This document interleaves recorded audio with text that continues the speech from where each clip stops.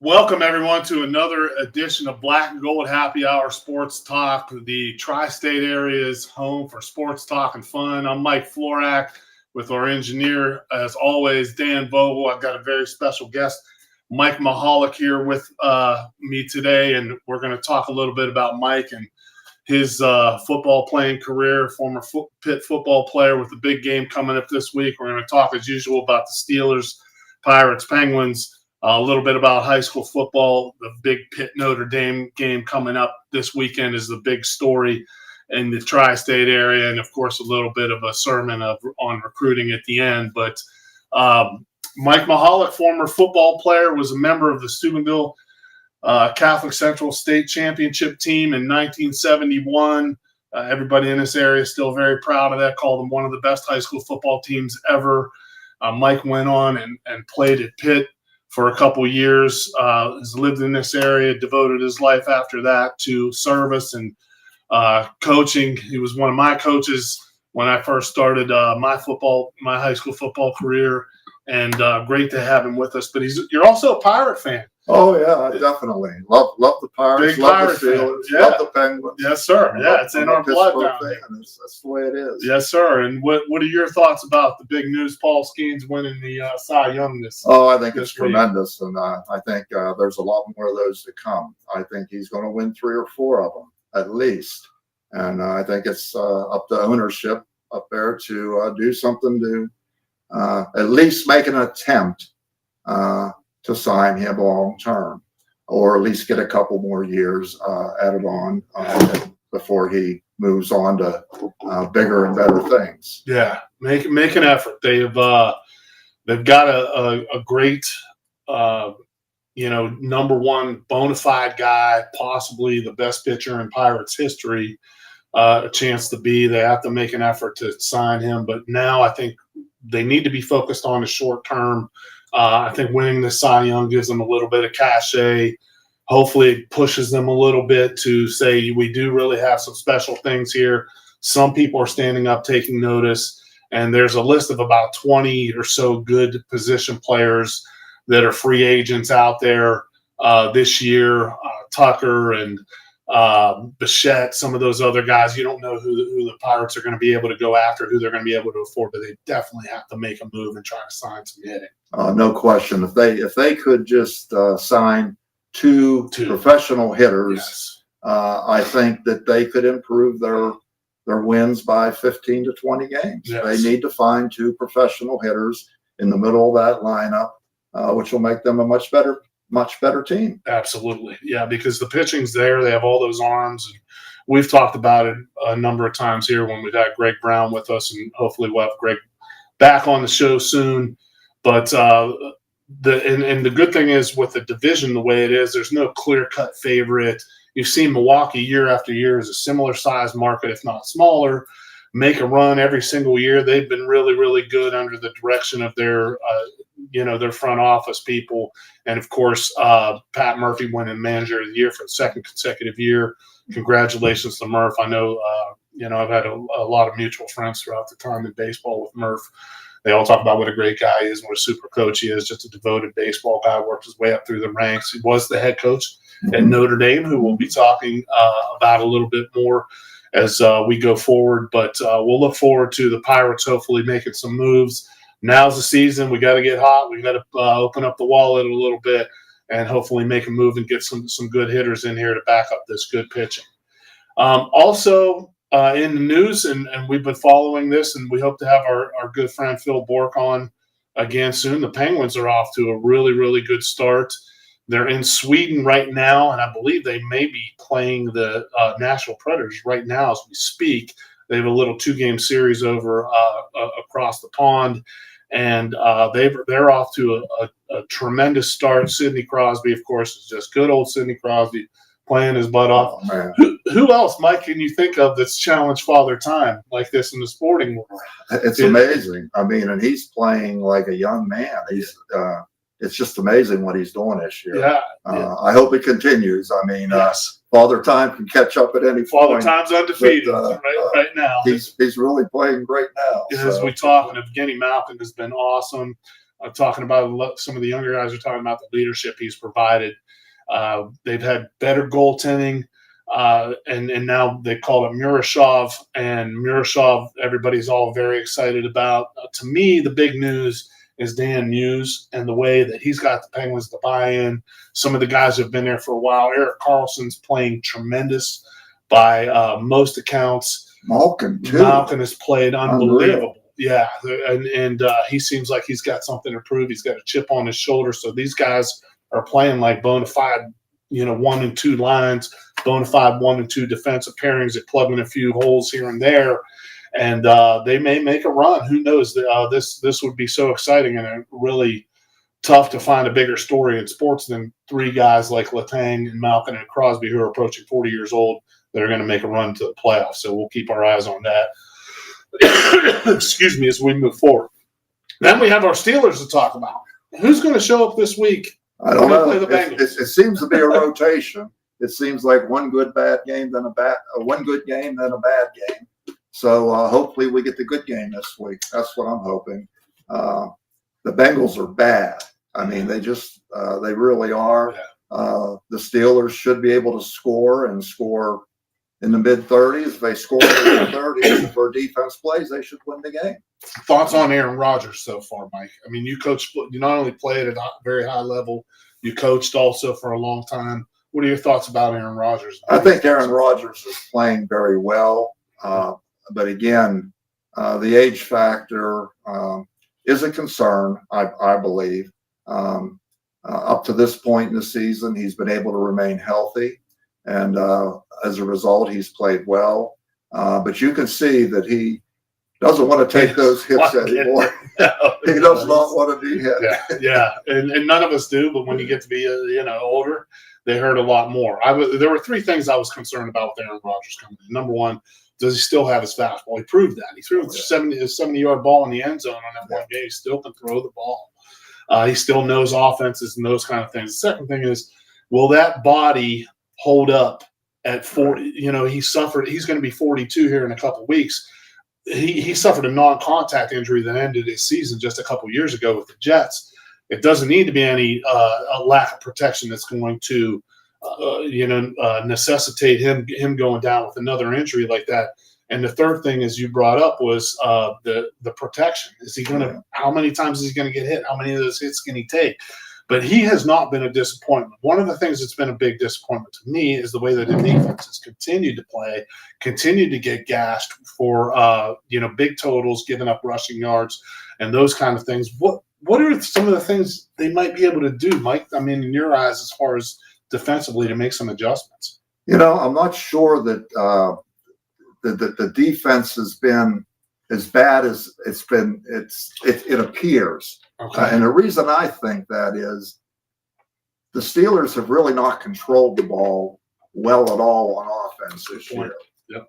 They have been able to score points, and they've scored a lot of points off of turnovers. And the defense has definitely not met expectations. But I'm not sure they're as bad as they appear to be at times. Yeah. A couple games, yes, but I think they're coming around. I think the defense is playing better, and if the offense can control the ball a little more, maybe run the ball a little more. They really haven't run the ball a lot. No. And they've got a pretty good back. Yes. I mean, good 1-2 punch. Yeah. 15 touches a game is not enough. Yeah. They need to up that and run the ball a little bit more, and I think that will help the defense. Yeah, Jaylen Warren has definitely carried the load and done it well, and they signed him to an extension, so they're very happy with him. People are talking about more production out of the wide receivers, but that feeds into being able to control the ball. If you can run the ball, then that's going to open up the passing game a little bit more. So it all starts to me, and you have much more football knowledge than I do. The game of football is still won and lost at the line of scrimmage. Oh, it sure is. Scrimmage, you have a chance. I mean, that offensive line has got to protect Rodgers, and clearly the Steelers' defensive line has got to improve and play better as well. But that's where you win football games, and I don't care what level you're playing football at. backs and quarterbacks are only as good as that line in front of them. And the secondary will be beat by a good quarterback every time if there's not pressure on the quarterback. Yes. So those things are important. Right.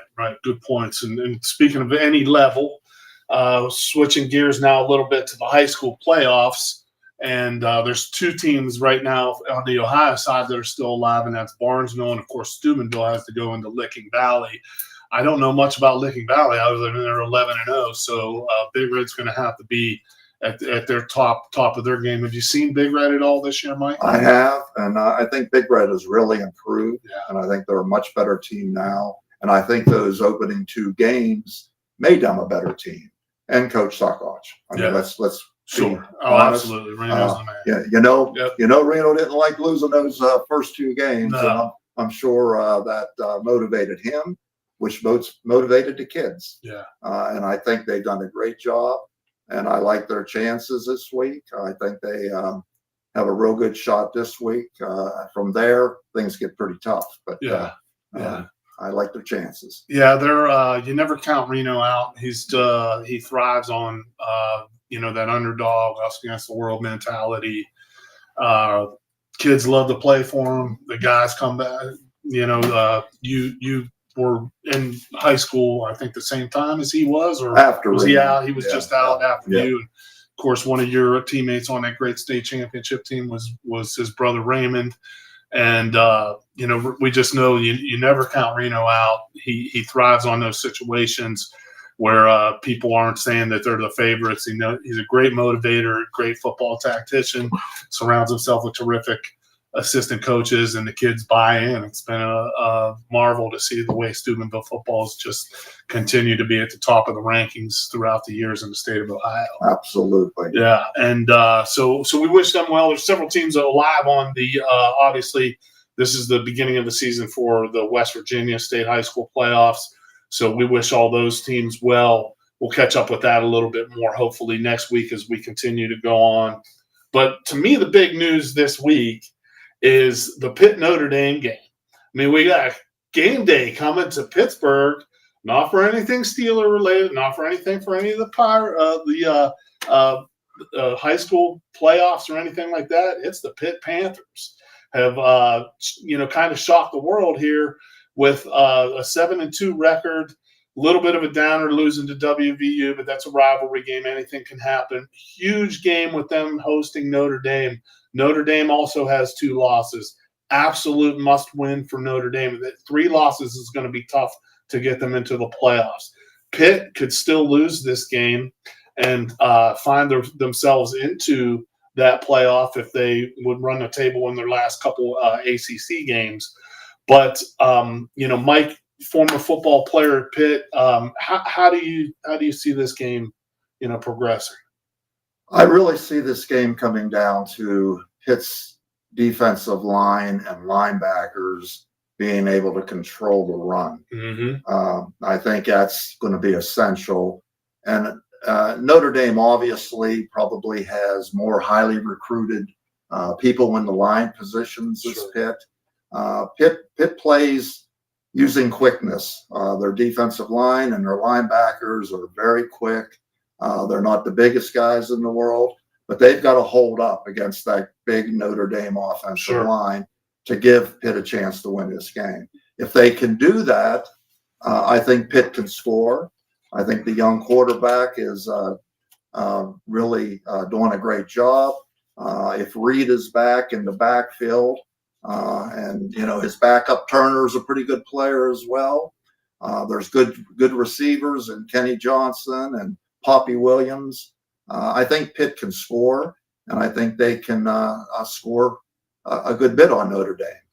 It's a matter of whether they can withstand the running attack, and Love is a load. He's tough, and they have a second guy. They have Bryce also. He's tough. I mean, Love, I think, is one of the best backs, no doubt, in the country, if not the best back in the country. Yeah. And I'd love to see him in a Steeler uniform next year. That would be awesome. There's a lot of guys I'd like to see in a Steeler uniform next year, but I think this is going to be a terrific game. I know that Mason Heinschel, the young quarterback that you referenced from Pitt, He's a graduate of Oregon Clay in Toledo. I was very fortunate to have a couple great guys play for me at Youngstown State from Oregon Clay.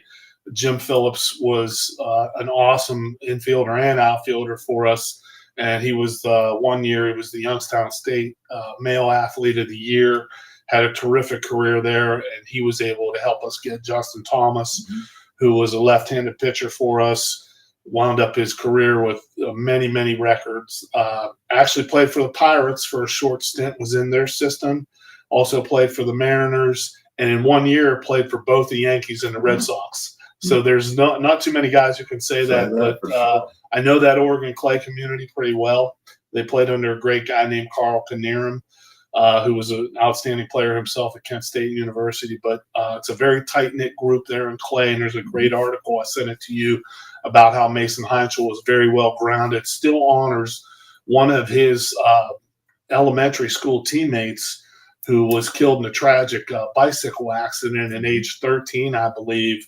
And just a really good article, if you guys could check it out, on the Pittsburgh Post-Gazette, that was in the Post-Gazette Thursday, I believe, on Mason Heinzel, the Pitt quarterback. It's a really moving article about what a well-grounded, just a good human being he is. And he's taken these last 6 games, he's taken the reins and took them from a guy who was pretty highly thought of as Pitt's quarterback. Yeah. And you got to give Pat Narduzzi a lot of credit and the Pitt coaching staff for saying, we're going to run this freshman in here and see what he can do, because he is a true freshman, and it's tough to be able to do that. But he's made the adjustment, and he's going to be fun to watch. Now, hopefully, Pitt can keep him there after a while. But it was also in that article, Mike, I don't know if you got a chance to see it, but it talked about how some of the bigger schools had come in after he had burbled to Pitt. And he said, no, you know what, I'm sticking with Pitt. Wow. I gave him my word, and that's very honorable.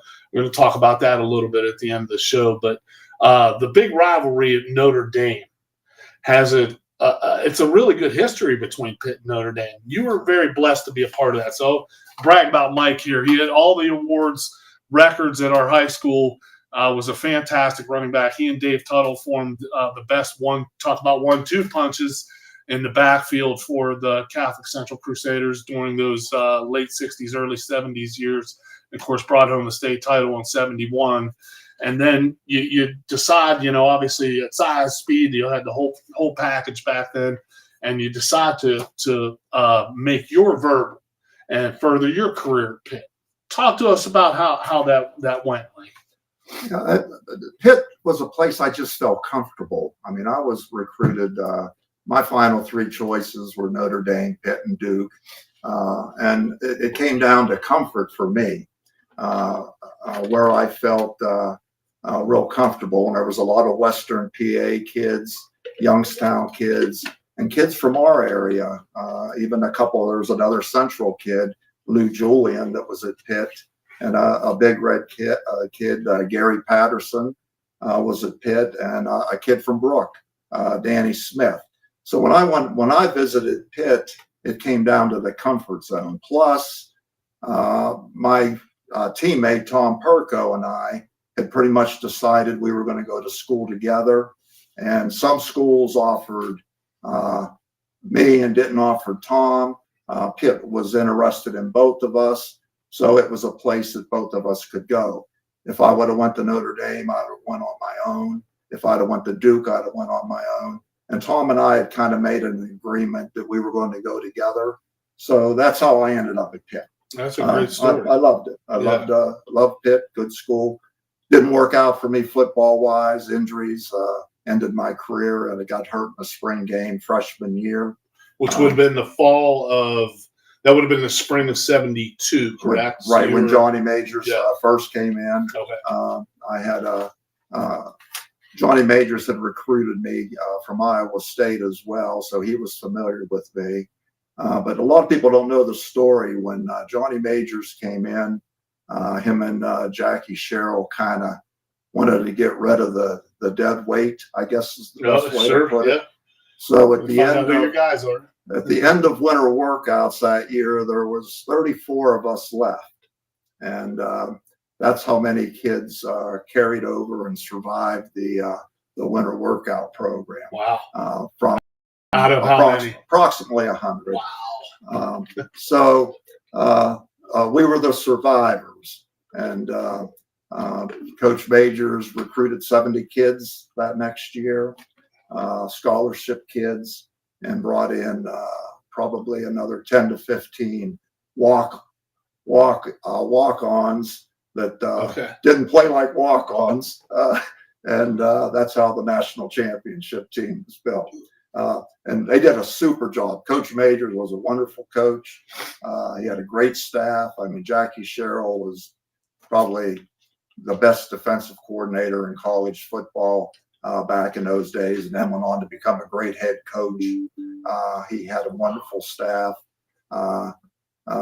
We had great teammates. You know, the 34 of us, it's kind of funny because I was looking at my calendar at home. They had a big calendar with all the Pitt stuff on it. And the 34 of us that were left, I was hurt and really never played again. Tried to play again that fall, retore my knee. That would have been the fall 72. 73. The fall 73. Yeah. And of course, I tried to come back from an anterior cruciate ligament operation after 3 months. They didn't know back then that you needed to take a year off for rehab, and I just ripped it all back up. Yeah. But the 34 guys that survived that, really it was 33 because I was injured and never played a game. So it's kind of remarkable. But those 33 guys actually became the core of building that championship team. I mean, I'm talking guys like Dave Wanstead, Dave Blandino, Janicek, our fullback. He was from Gilbert Academy in Cleveland. Okay. A lot of Dave Janison, a lot of good football players. It became the core building block for that championship team. It took a little while. Took a while. Yeah. But Majors had a plan, and in that 4-year plan, 33 guys survived. 33 is a big number because a guy came in, wore number 33. Talk about him for a little bit. He sure did. Tony Dorsett came in. And I do want to, before I forget, my good buddy Tom Perko was a huge part of that. He was a 4-year letterman. Tom is deceased. He was killed in an automobile accident. Played a year in the NFL, and then went to Canada and played a couple years. Tremendous player. But Tony Dorsett, in my opinion, and I'm biased because I'm a Pitt guy. I think he was the greatest college football player ever. I believe that. That's hard to dispute. And you know, in 1975, the Heisman Trophy went to Archie Griffin, and Archie Griffin was a tremendous football player. I'm not taking anything away from Archie; he was tremendous. But I believe with my whole heart and soul that Tony should have won the Heisman in 75 and 76, and he should have been the 2-time Heisman winner. But the Ohio State, had the machine pushing Archie all year. Tony kind of came out of nowhere in that Heisman race. Yeah. And but that's all history. But Tony Dorsett was the fastest guy I've ever seen in my life. I mean, that's all I can say.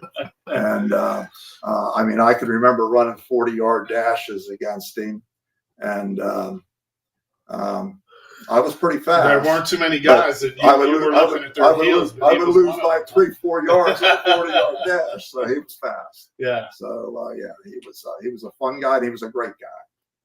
Tony Dorsett was a nice guy, and he was a good guy. Never in any trouble throughout his college or professional career. He's a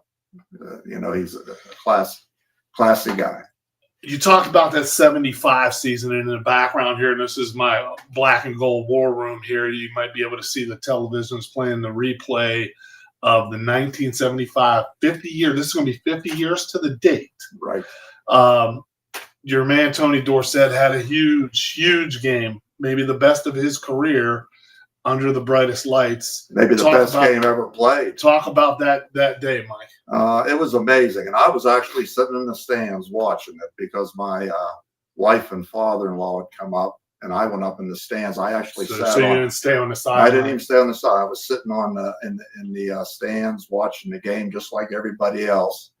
And there was a couple runs he made in that game where, like we were talking earlier, it seemed like he almost went backwards on his cuts. He was the greatest cutter in football history. Even in the NFL, there may have been a few backs better than Tony Dorsett in the NFL. There wasn't a back that could cut like Tony Dorsett. Absolutely. Without losing any speed. I mean, he was just tremendous that way. Yeah. But that game was just unbelievable. It was like a 60-yard run and a 70-yard run, I think 8 minutes into the game against Notre Dame, who was a great, very good football. Number 9. About where they are now. Yeah, about the same situation. Yeah. I'm hoping Reed can do that a little bit on Saturday too. But it was something special to see. And I'm a big Notre Dame fan, believe it or not. I love Notre Dame. I mean, this is a tough game for me in the sense that I want Pitt to win the game, but I hate to see Notre Dame get knocked out of the playoff chase because I'm a big Notre Dame fan. Yeah. I'm a Catholic education guy, and yes, sir. I'm a big fan of Notre Dame. I think they're tremendous. I think they got a great coach. If I was running a team in the NFL, that'd be my man. That's who I'd be going after. I wouldn't mind seeing him in the black and gold soon. Man, he's a good coach. Yeah. But that's my story on Tony Dorsett. And there's a lot of Steubenville people that like to say, well, you'd have never heard of Tony Dorsett if Mike Mahalik wouldn't have been hurt. Been wide receiver. And because I had won the starting tailback job in the spring that year. But believe me, I would have been, and this is the other thing a lot of people don't realize. Pitt ran the veer offense back, and there was 2 backs in the backfield. Elliott Walker was a real good player. Yeah.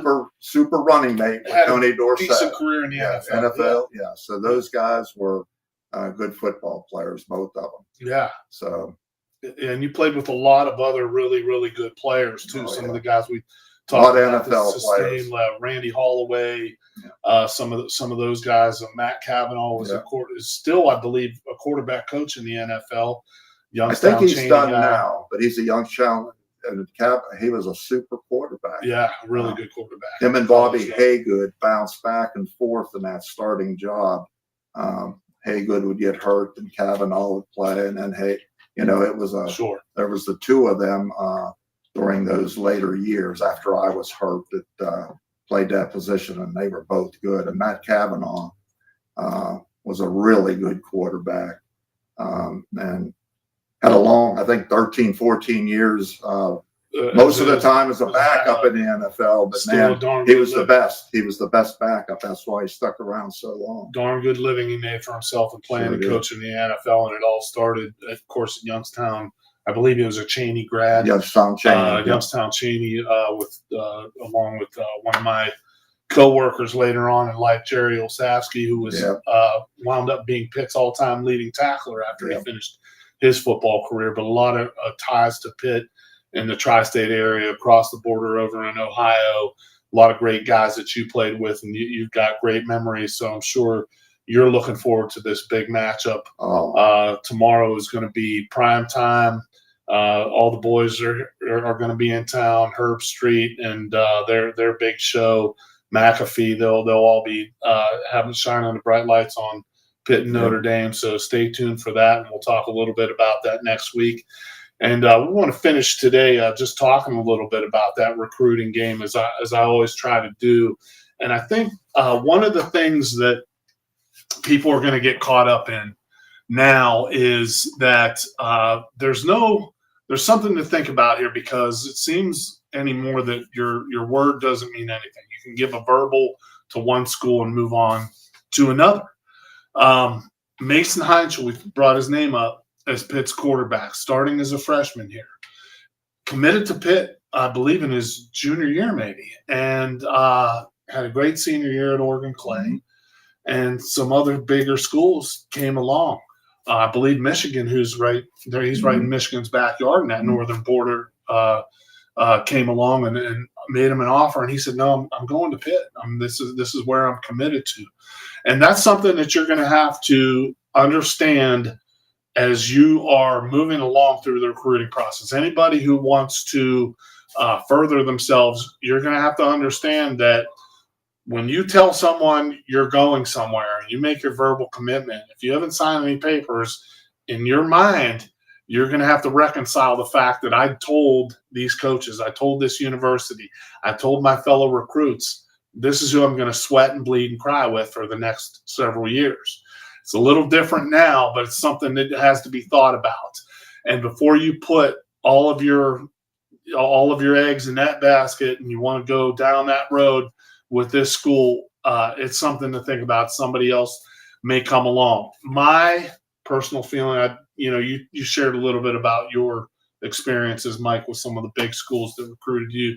My personal feeling is that you have to be able to understand what you want to do these next few years. And if that's where you have an opportunity somewhere, go with it and stick with it, because there's originally somebody who really saw something in you early on. They want to put an investment in your future, and they want to say, hey, we really think you can be an important part of your program. What are your thoughts about that, the way the recruiting game is now? I think Heinz-Schill's a perfect example of he made a commitment to Pitt, and it's showing through his play. That commitment is carried over to he's obviously a tremendous leader. Yes.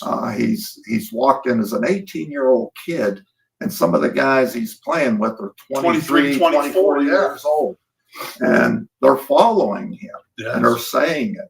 So that commitment that he made to Pitt has carried over into his life, and it just must be the type of person he is. Yeah. And, for a young kid today that's looking to be recruited, you want to find a place.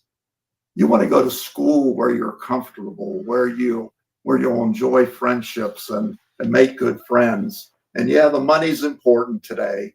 If you're a good enough athlete to go to a major Division I Power 4 conference school, go get the money, but still find a school that's going to be where you're going to be happy. Sure. The money isn't going to make any difference if you're not happy. Right. So that would be my point to kids today. You can't forget about the money. I'm not telling them to do that, but you still got to be happy with your choice and the people who you're going to play for. Yeah, and I'm hearing a lot of stories from some of my friends in the coaching ranks that there are guys at mid-majors or smaller.